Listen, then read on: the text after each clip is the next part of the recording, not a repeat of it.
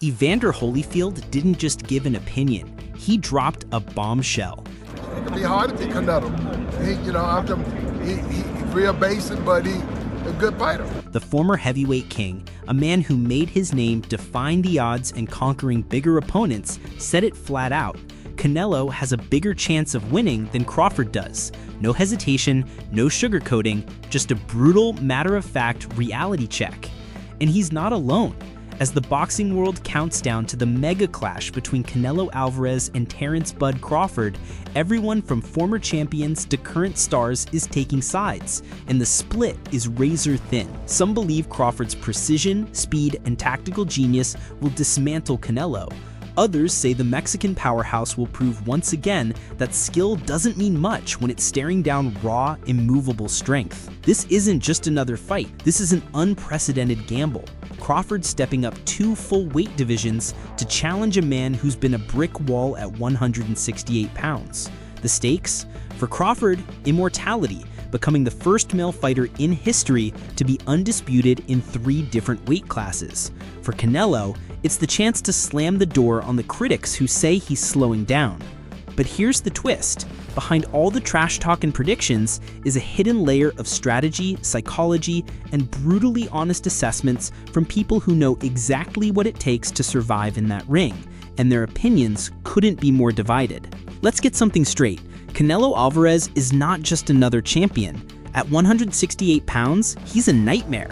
Callum Smith, Jermell Charlo, Gennady Golovkin, he's run through them all. Since moving to super middleweight in 2018, he's been untouchable, racking up wins with a mix of surgical precision and sledgehammer power. He's built for this weight. His muscle density, his comfort with the pace, his ability to absorb punches and keep moving forward, it's second nature to him now. Then there's Terence Crawford. Undefeated, a master technician, a switch hitter who can make opponents look like they're punching in slow motion.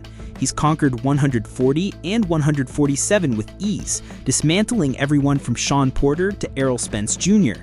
But here's the catch, he's never fought at 168 pounds. This isn't just a one-division jump. Crawford is skipping straight past 154, vaulting 2 full weight classes to challenge the king in his own fortress. On paper, it's skill versus size. In reality, it's something deeper, a collision of legacies. Crawford is fighting not just for belts, but for the kind of achievement that cements your name alongside boxing's immortals. Canelo, meanwhile, is fighting to prove that his reign is far from over, that the whispers about him slowing down are nothing but wishful thinking from those waiting for him to fall. Evander Holyfield knows a thing or two about moving up in weight.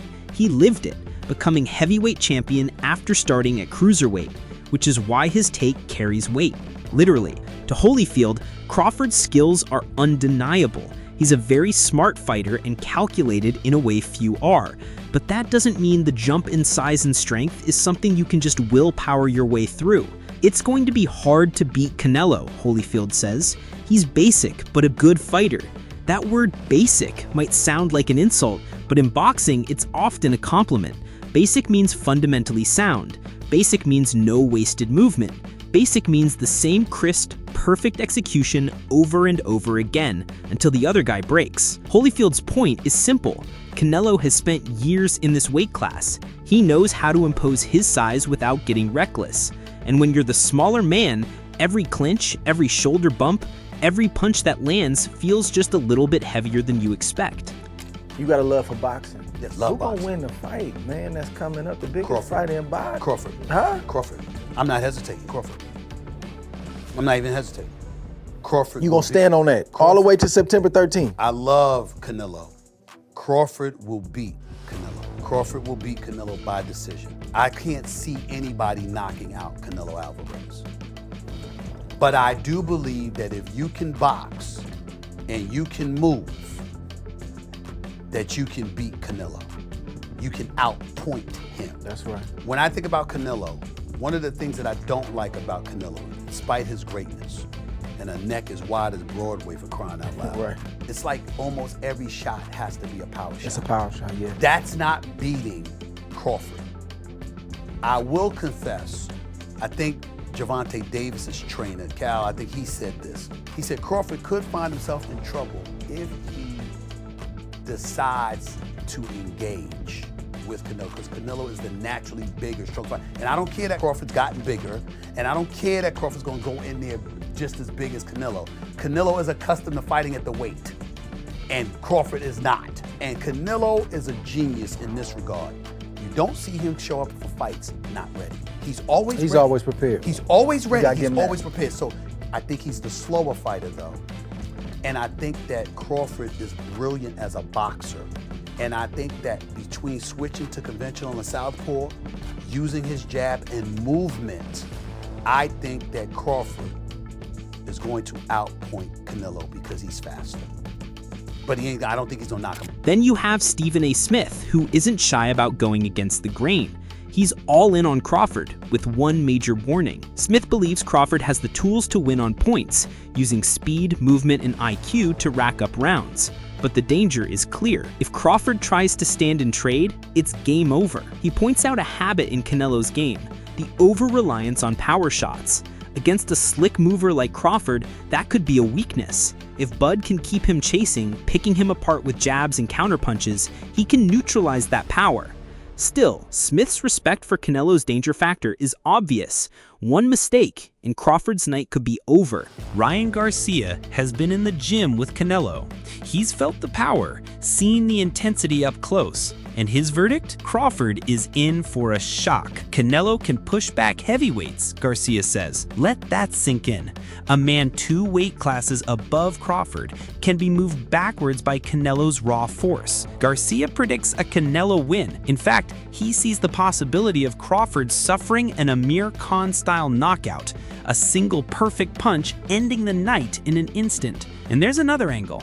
This is the first time in years Canelo will be physically bigger than his opponent.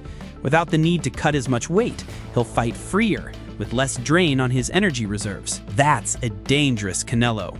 Former unified champion Kelly Pavlik doesn't see this as a walkover for either man. Yes, Canelo's experience at 168 is a huge edge. But Pavlik warns, if Crawford comes out fast, it could spell trouble. He highlights a known chink in Canelo's armor, his tendency to fade after round 7, especially in fights where he's pushed early. We saw it against Dimitri Bivol. We saw hints of it in his wars with Golovkin. Pavlik's advice to Crawford? Apply pressure in the first 4 rounds. Force Canelo to fight at an uncomfortable pace. Make him chase. By the championship rounds, that early work could pay off. Dimitri Bivol knows exactly how to beat Canelo. He's done it, and for him, it's not just about size, it's about mental readiness. Bivol warns that when a fighter isn't mentally prepared for the physical challenge, the body follows. You get hesitant, you freeze, and against someone like Canelo, that's all it takes. He believes Crawford has the boxing brain and composure to pull it off, but only if he refuses to be intimidated by the stage, the crowd, and the weight gap. Stick to the plan, stay sharp, don't get drawn into a slugfest. Sergio Mora wasn't buying the hype at first. A guy who started at 135 going against a man who's fought at 175, he thought it was a mismatch. Then he rewatched Canelo's recent fights, specifically against William Skull, and noticed something. Canelo wasn't as explosive. His feet looked slower. The snap in his combinations wasn't quite there. Suddenly, Mora's tune changed. With Crawford's stance switching, counterpunching, and work rate, this could be closer than anyone thinks. And if Canelo has lost a step, Crawford might just capitalize. Rodriguez sees it as simple. Crawford can win, but he'll need to fight the perfect fight. No mistakes, no standing still in the danger zone. His belief is rooted in Crawford's adaptability. Few fighters can change tactics mid-round the way Bud can. If he can frustrate Canelo early, he might just control the pace for all 12 rounds. Still, he respects the threat. Canelo can change everything with one punch, which means Crawford has to be perfect for 36 minutes straight. Here's where it gets fascinating. There's no consensus. Legends, champions, trainers, they're all split. The Canelo camp says power, size, and experience will win. The Crawford believers say skill, speed, and adaptability will prevail. What's undeniable is that both men have clear, viable paths to victory. Crawford's blueprint? Move early, bank rounds, stay disciplined, and exploit the late fade. Canelo's? Cut off the ring, land heavy early, and make Crawford feel every single shot. This fight isn't just about belts, it's about legacy. For Crawford, it's the chance to do something no man has ever done before, undisputed in 3 weight classes. For Canelo, it's a chance to silence doubters, prove he's still at the peak, and add another elite scalp to his resume. And when the bell rings, all the predictions, all the debates, all the what-ifs will be irrelevant. It'll come down to 2 men in a ring, one historic opportunity, and the simple question, can skill truly conquer size, or will power crush history?